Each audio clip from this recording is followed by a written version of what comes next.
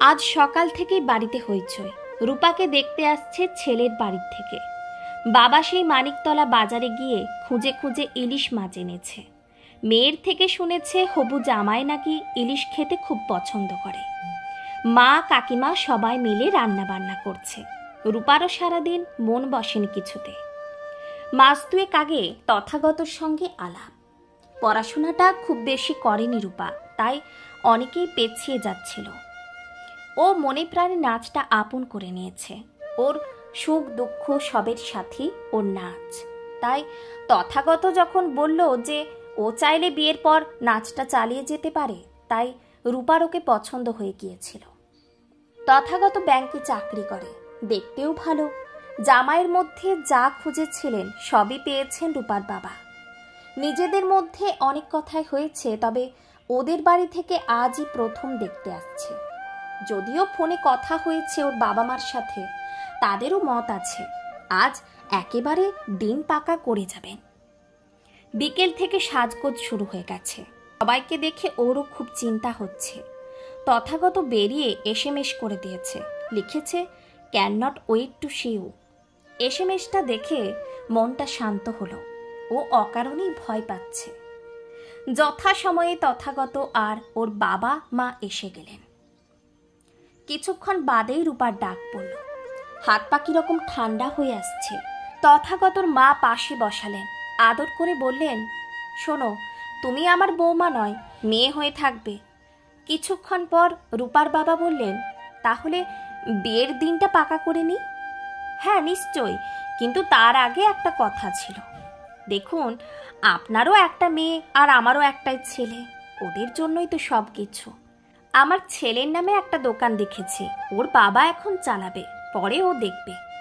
ওটা নিতে 10 লাখ মতো লাগবে। আপনাকে পুরোটা দিতে হবে না, ওই 5 মতো দিলেই হবে। শুনে চমকে গেলেন রূপার বাবা। উড়িয়ে যৌতুক চাইছে, এ বলার অপেক্ষা রাখে না। এসব কথা তো আগে বলেননি আপনারা। কি বাবা, তুমিও তো কিছু বলনি। কাকু, এতে বলার কি আছে? দেখুন, আমরা তো সবই মেনে নিয়েছি। ও গ্র্যাজুয়েটও নয়, আর বিয়ের পরে বউ নেচে বেড়াবে এটাই বা কজন মেনে নেয় বলুন তো? আর আপনি একটু মানতে পারছেন না? রূপার বাবা কিছু বলতে যাচ্ছিলেন, রূপার মা থামিয়ে দিলেন। চাপা স্বরে বললেন, তুমি আর না করো না। মেয়ে এতদিন ধরে মেলামেশা করেছে, মনে মনে ওকে নিজের স্বামী মেনে নিয়েছে। এখন বিয়ে না হলে ওকে সামলাতে পারবে যদি কিছু করে বসে? এতক্ষণ রূপা শুনেছে সবই, কিছু বলেনি। বাবা ওর দিকে তাকালে ও বলে, দিয়ে দাও বাবা, আমার খুশির জন্য রাজি হয়ে যাও। ওর বাবা অবাক হয়ে মেয়ের দিকে তাকালেন, তারপর দীর্ঘশ্বাস ফেলে বললেন, ঠিক আছে। তথাগতর মাও মুচকি হেসে ভাবলেন, না রাজি হয়ে আর উপায় কি, মেয়েটাকে ভালোই হাত করেছে আমার ছেলে। হঠাৎ রূপার প্রশ্ন, কাকিমা, রসিদ দেবেন তো? কি? কিসের রসিদ? ও মা, কিসের রসিদ মানে? 5 লাখ টাকা দিয়ে জিনিস কিনবো, রসিদ দেবেন না? কি বলছো? দোকান ওর বাবার নামে কেনা হবে। দোকানের কথা কে বলেছে? আমরা যে জিনিসটা কিনছি তার কথা বলছি। আপনার ছেলে। পাকাপোক্তভাবে কিনবো, জিএসটি বিল দেবেন, কিন্তু ওয়ারেন্টি কতদিনের? তথাগত রেগে গিয়ে বলল, কিভাবে কথা বলছো তুমি আমার মায়ের সঙ্গে? আমি কি বললাম? আর শোনো, যাবার আগে আমাদের থাকার ঘরটা দেখে যেও। বিয়ের পর তো এখানেই থাকবে। আমি এখানে থাকবো?